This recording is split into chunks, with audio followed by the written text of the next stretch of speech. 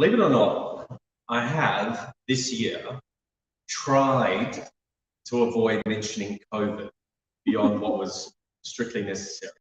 Tried. Especially since restrictions are gradually being eased now. And whilst thousands still die every day around the world from this virus, it is not quite like it was 2 years ago. But I don't think we'll get a fair approximation of the real death toll for years to come, not to mention the other far-reaching consequences. But you may remember this time 2 years ago, how the Western world was battling feverishly, even in places which could be regarded as icons of modern society, like, for example, New York City. So in April 2020, in New York City, the medical examiner there, who's equipped to normally handle 20 deaths a day or so, was responding to over 200 deaths a day. And many ended up being buried on a place called Hart Island, which is off the Bronx, which is a mile-long stretch of land that is a huge public graveyard, including for unidentified people, and has been used for over 150 years as a mass grave site when needed.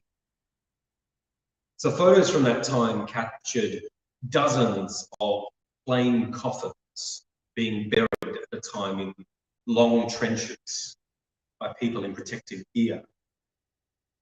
And there are simply plain white markers stuck in the ground on the island, with each one of those plain white markers representing 150 people. And even in April 2021, there were still nearly 1,000 people in refrigerated trucks waiting for burial after a year. So in parts of the world that got that COVID early, people just died so quickly. And the reason that I bring this up tonight is that first reading from Exodus, which refers to the plague in Egypt. Because I suspect that for a generation of people, that story will always be coloured by the memory of COVID-19. Partly just because of the fearful nature of it and the horror of the prospect of losing loved ones en masse and at speed. So words like shocking and traumatic attempt to sort of convey the depth and unspeakable nature of such things, but they still fall short all the same.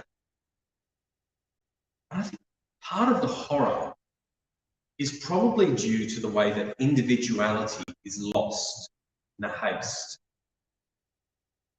So a death these days is often personalised as much as possible. Photos, videos, favourite music, surrounded by loved ones, flowers, the choice of cremation or burial and where that happens. This meticulous and professional process, which seeks to guarantee the integrity of a person and honour them, right down to the crematorium being careful that people's ashes are not mixed. And if that is lost, like in those early days of COVID, and everyone, rich, poor, well-to-do, homeless, old, young, if the pressure of the times means that the funeral rites and individuality we expect is lost, it offends against a sense of control in the wake of death, of being able to grieve with some spaciousness and distinctness our loved one. And even that expectation, even if it's unspoken, that a life of some special significance and achievement should be memorialised in a grand way beyond that of others. Now, ultimately, Jesus himself died alongside others and was buried in another person's grave.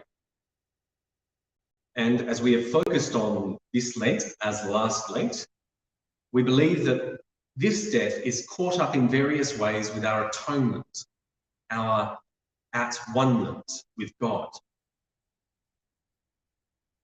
So on Maundy Thursday, often the focus lies on the new commandment to love one another, because it's brilliant. The service that is embodied in foot washing, the institution of the Lord's Supper. But this year, I didn't want to pass over this other aspect of the day, which is to remind us of the costliness of liberation. Costliness for our own deliverance in the pattern of the deliverance that was the Exodus from Egypt. And it's worth pointing out, if the horror of the Exodus, particularly that plague story with all the firstborn dying, if that is a sticking point for us, at least for me, it has been for Jewish people too. And I'm aware of a midrash, which is a Jewish interpretive storytelling tradition, which is really helpful when it comes to this plague, even as it treats a different but related episode, which is the drowning of Pharaoh's army. So this midrash goes, as the waters drown the Egyptians pursuing the Israelites, the angels in heaven start rejoicing. But God rebukes them and says, are you to sing while my children are destroyed? And the midrash continues, even the evildoers of Egypt were human, and God will not tolerate the celebration of human suffering, no matter how deserving the sufferers. For this reason, at our Passover Seders, we remove one drop of wine from our glass as we name the 10 plagues, reducing our joy and acknowledgement that our freedom was won at the cost of great suffering to others. Now that rings true to me, that God is so grieved by suffering. And I also think that the command by Jesus to love one another responds to that suffering and shows us an active path through it. And over these past 2 years, our capacity and scale of loving one another has been stretched. And it may be that our eyes were opened in new ways and our hearts stirred to compassion in ways for those we didn't really understand before. So many people around the world have now tasted things they otherwise may not have. Isolation, loneliness, job loss and insecurity, mental health challenges and physical ailments.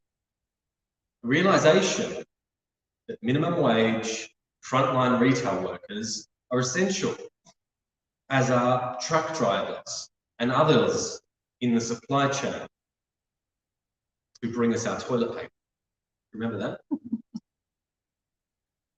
So ultimately, our well-being is caught up with the well-being of others.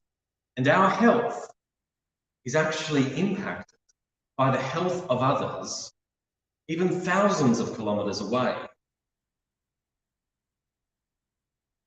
So the work of liberation, which is integral to God's being and action in the world, is ever ongoing. From the Exodus to the liberation and atonement which Jesus brings, think back to the Lenten sermons, right through to this day and age and its challenges. So what do you need to be freed from, liberated from this Holy Week? Where does the bleeding in your heart align with that in God's heart? And how can your hands reach out in service for the sake of Jesus? in faithfulness to his command to love one another as he has loved us. Because by that, we are known as his disciples. The Lord be with you.